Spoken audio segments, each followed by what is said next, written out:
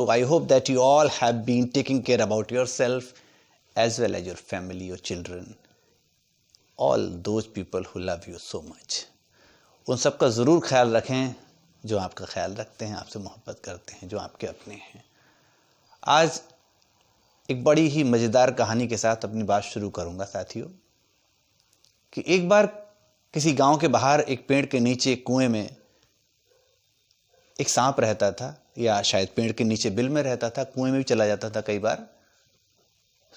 उधर से जो भी गुजरता, ये महोदय उसका पीछा करते, उसे दौड़ाते, उस पर फुफकारते। धीरे धीरे उस रास्ते से लोगों ने गुजरना बंद कर दिया और एक कहानी सी वहां उसके बारे में प्रचलित हो गई कि भाई उधर एक सांप है, उधर मत जाना, वो मार चुका है इतने लोगों को, या वो लोगों का पीछा करता है, उधर जाना खतरे से खाली नहीं। वक्त बीतता गया और इस बात में लोगों को विश्वास बढ़ता ही चला गया, या हम ऐसा कह सकते हैं उस सांप की मशहूरी हो गई कि उधर से कोई भी जाएगा तो उसे वो छोड़ेगा नहीं।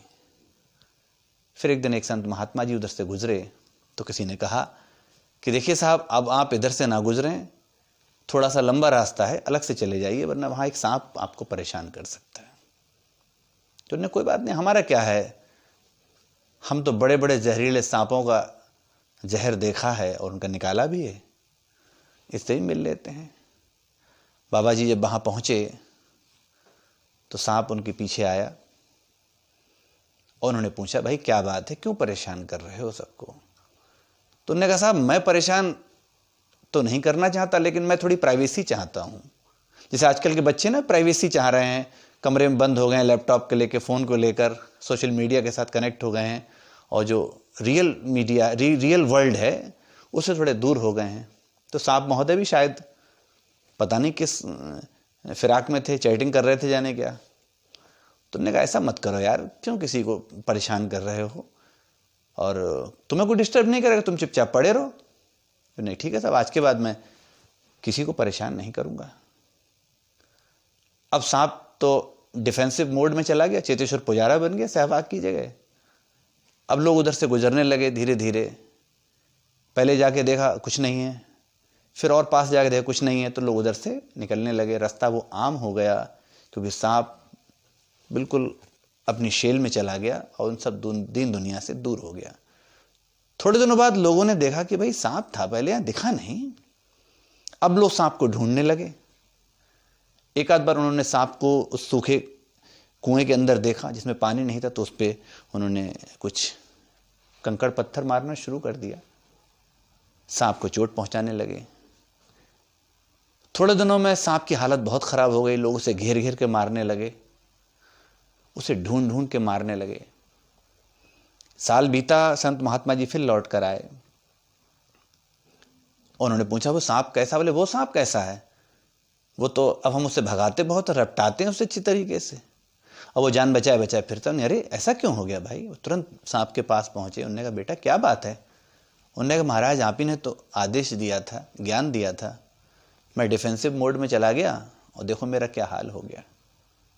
यहाँ बड़े मज़े की बात संत महात्मा जी ने कही कि बेटा, मैंने तुम्हें लोगों को डांटने, लोगों को भगाने, लोगों को परेशान करने, लोगों को डसने या लोगों की जान लेने के लिए मना किया था, खुद की जान बचाने के लिए नहीं। या हम ऐसे भी कह सकते हैं, मैंने लोगों को डसने के लिए मना किया था, तुम्हें फुफकारने के लिए नहीं।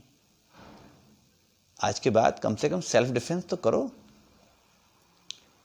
उस दिन के बाद से वैसा ही हुआ। जैसे ही लोग सांप को घेरने आए, उसने थोड़ा सा दौड़ाकर एक बार फुफकारा, लोग मीलों पीछे भाग गए, और उस दिन के बाद से किसी ने भी सांप को परेशान नहीं किया।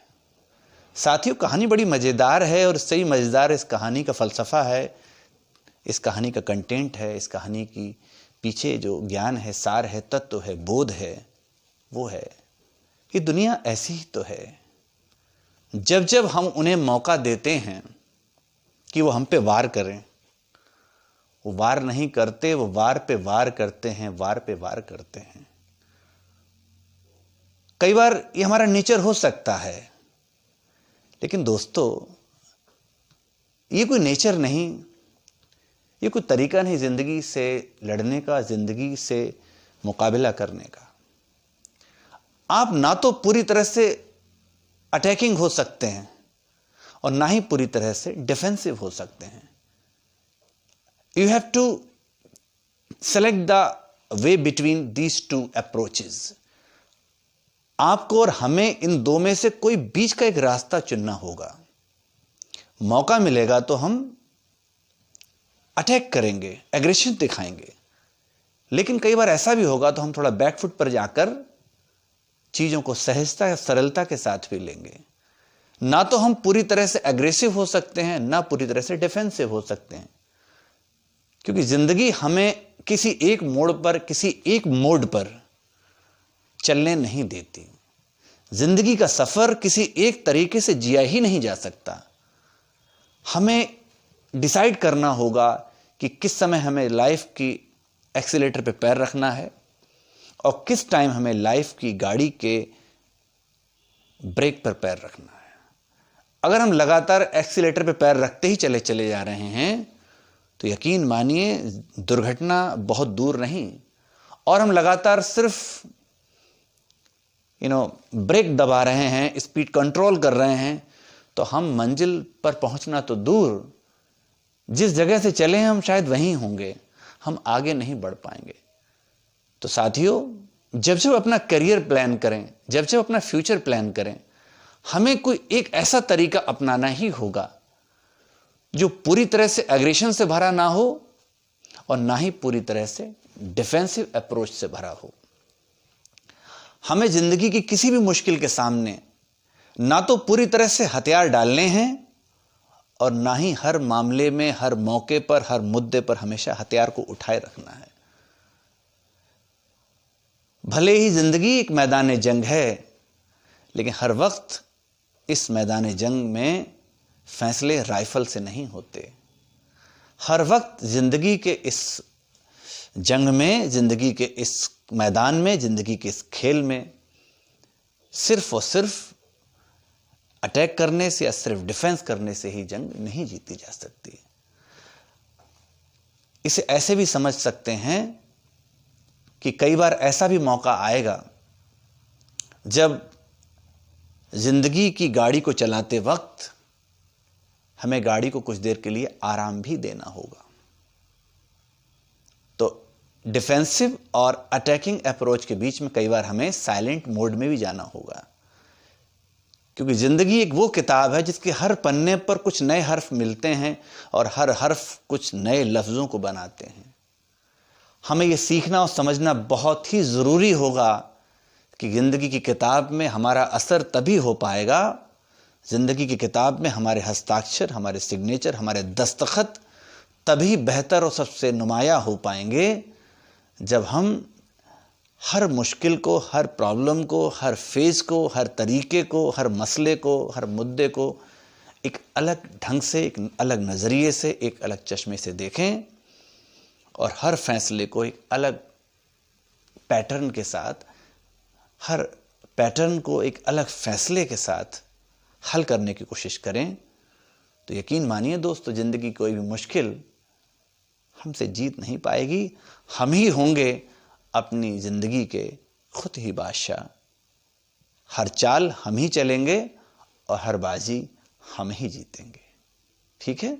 सो be the part of your life, enjoy your life with different approaches according to the circumstances, according to the problems of their types, their patterns, their mode।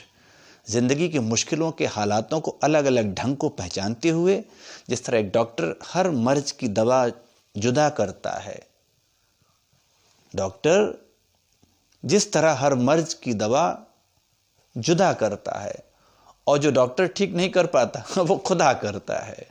Okay.